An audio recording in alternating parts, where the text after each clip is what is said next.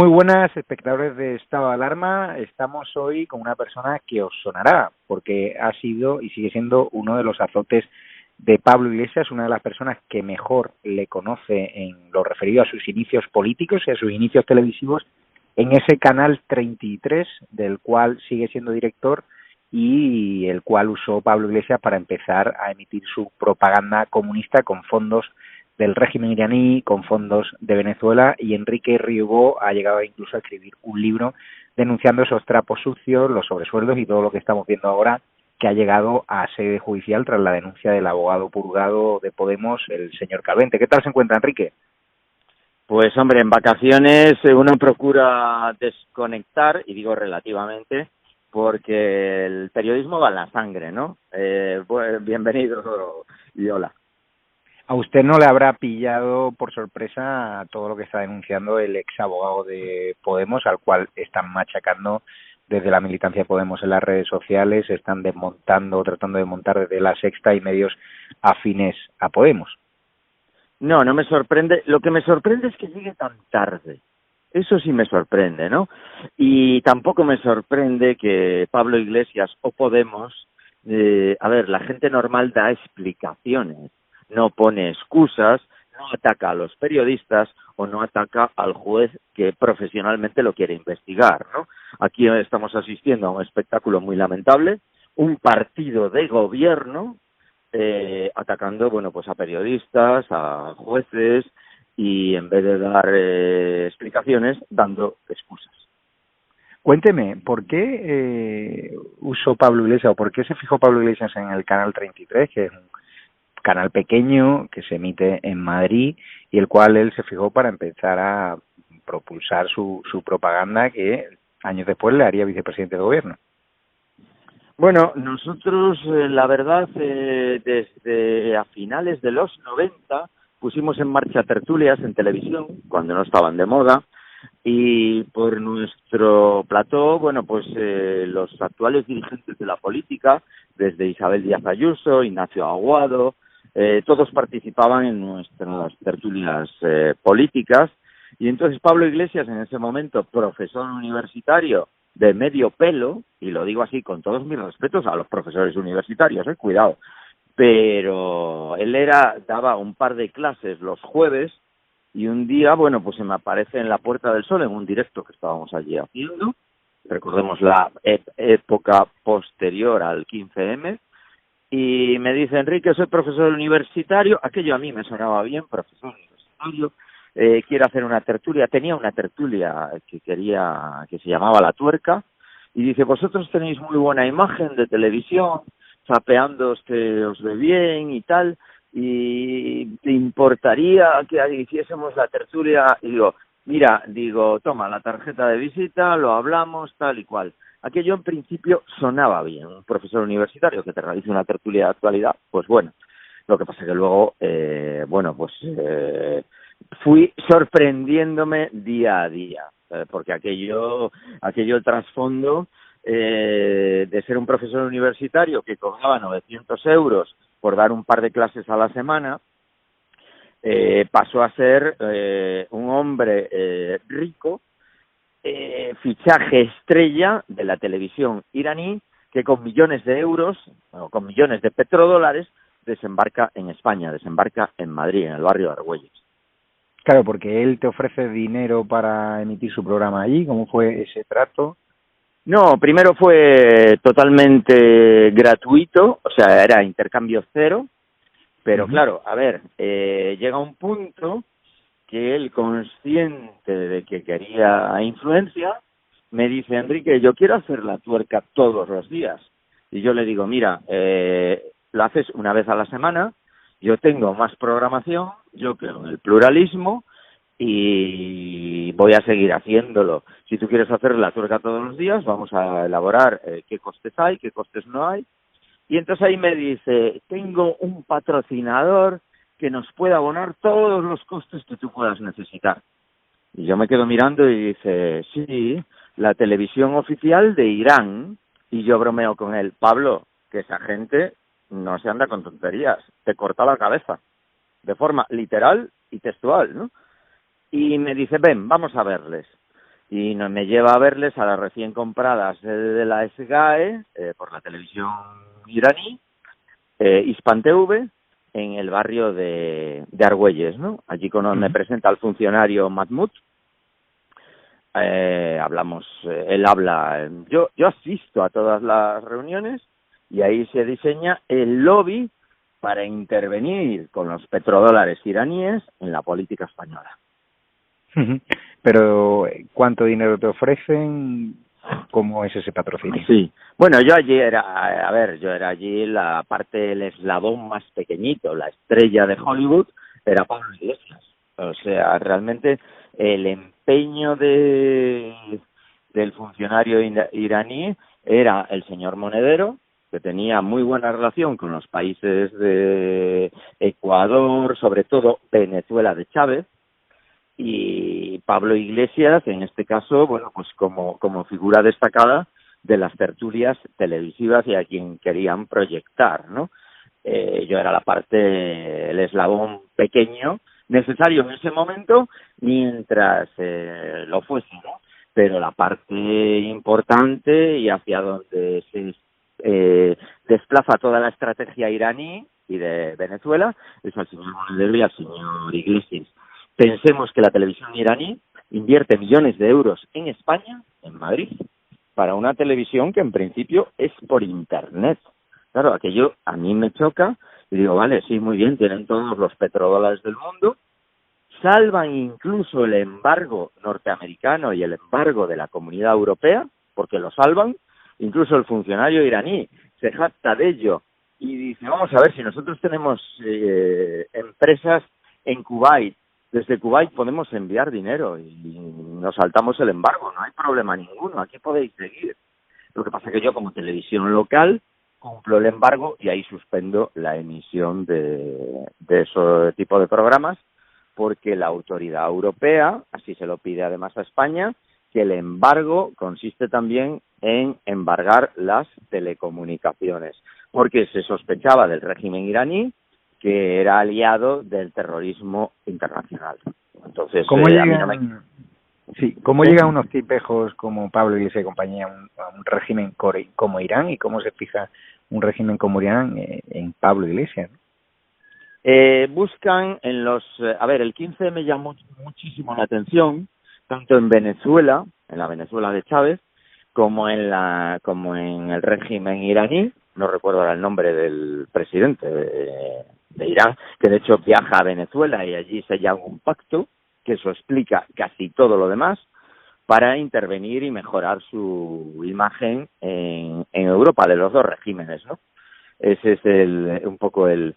Y se fijan en los movimientos que nacen del 15M, y aquí, la tertulia La Tuerca recogía un poco ese espíritu, el que iniciaba Pablo Iglesias en ese momento, y bueno, pues ahí establecen el acuerdo, con lo cual yo veo que todos los voluntarios que Pablo Iglesias, alumnos suyos, manejaba en La Tuerca, y a los que les pagaba ya con una caja B, hay que decirlo así, porque en ese momento Pablo Iglesias tiene una productora con mano izquierda, pero yo recuerdo que llevaba un sobrecito con dinero y a sus operadores de cámara, a sus tal, les pagaba en billetitos, así, tal cual, ¿no? O sea, lo de la caja B es bastante antiguo.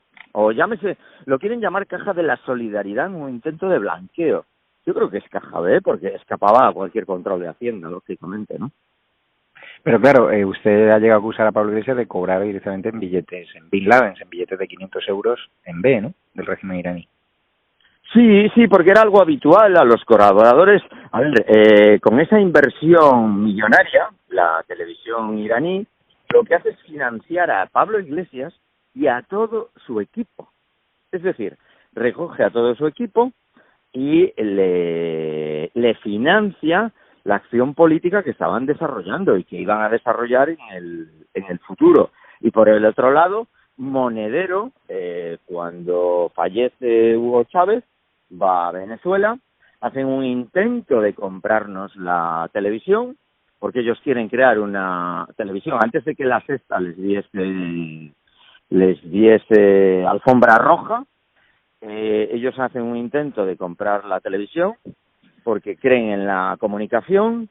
En ese momento está en el gobierno el PP, estallan importantes casos de corrupción, el PSOE está cao después de la huida, digamos así, de Zapatero, y ellos quieren aprovechar ese momento, quieren tertulia todos los días, quieren y necesitan dinero, y el dinero llega de los petrodólares, tanto de Venezuela por un lado, con el señor Monedero, y de Irán por otro, con el señor Pablo Iglesias.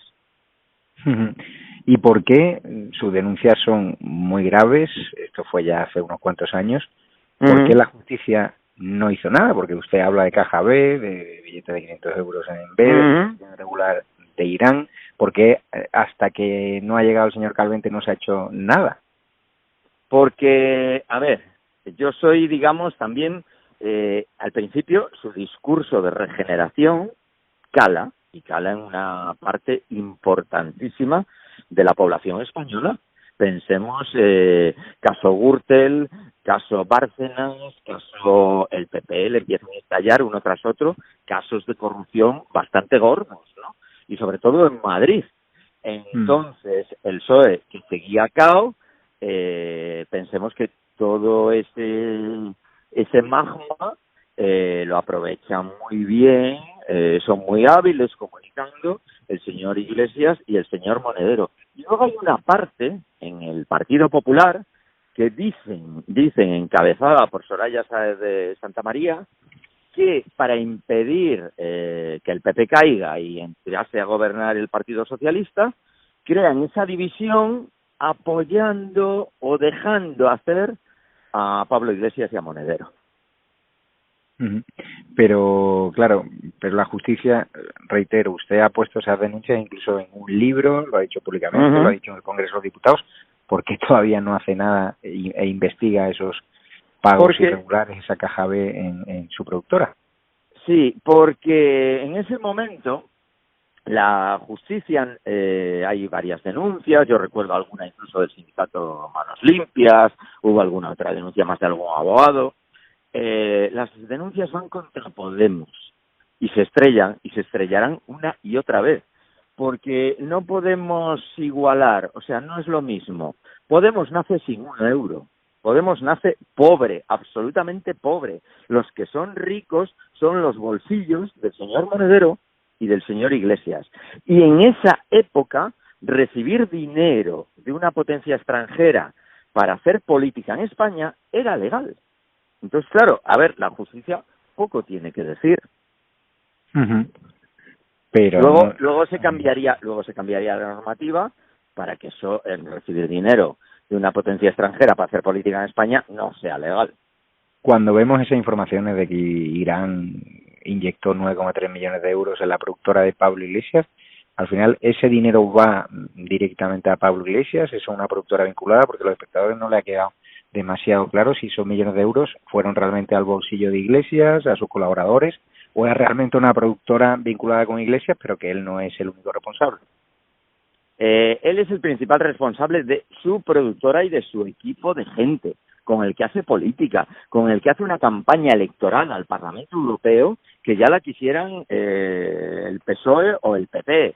Él, pensemos que recorre casi todas las provincias españolas, se va a París, se va a Berlín, eso no lo paga su nómina de 900 euros de la Universidad de Madrid, ¿no? Eso, ahí hay un dinero detrás que no se ha investigado, lógicamente, y hay un dinero detrás que viene, vamos, y está claro, porque él tiene un fichaje con la televisión iraní como si fuese una estrella de la televisión, y no solo él, todo su equipo. De hecho, en mis charlas que le da en el plató a su gente, les dice, la tuerca lo vais a hacer aquí gratis, pero cobraréis de la televisión iraní por hacer allí sus programas. Queda clara la estrategia. Es que es increíble, usted debe pensar, la que lo conoció bien a Pablo Iglesias, la jeta que puede tener una persona que se hace famoso por su discurso crítico contra la caja B del PP, contra la corrupción de los grandes partidos, cuando él desde muy jovencito ya estaba haciendo lo mismo. Este hombre no tiene conciencia, no tiene moral. No, lo que quiere, a ver, lo que tiene es una ansia de poder enorme y lo que quiere es ocupar ese lugar, ¿no? Y de hecho, cuando se le pregunta en la universidad, dice, bueno, hay que saber cabalgar contradicciones, ¿no? Pero, como se suele decir, hay contradicciones que matan, ¿no? Que no aceptaríamos casi ninguno de los mortales. Él no solo las acepta, se maneja bien con ellas, las pone en marcha, e incluso, bueno, pues vemos ese intento de blanqueo de la llamada caja B, ¿no?